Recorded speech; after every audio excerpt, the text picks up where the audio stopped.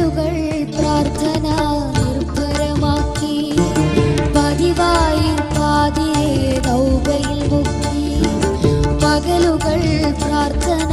നിർഭരമാക്കി പതിവായി പാതിരെ തൗബയിൽ മുക്കി വരവായി റമളാൻ എന്ന വസന്തം വർണ്ണവസന്തം ഇത് പുണ്യവസന്തം വരവായി റമളാൻ എന്ന വസന്തം വർണ്ണവസന്തം ഇത് പുണ്യവസന്തം പകലുകൾ പ്രാർത്ഥന നിർഭരമാക്കി പതിവായി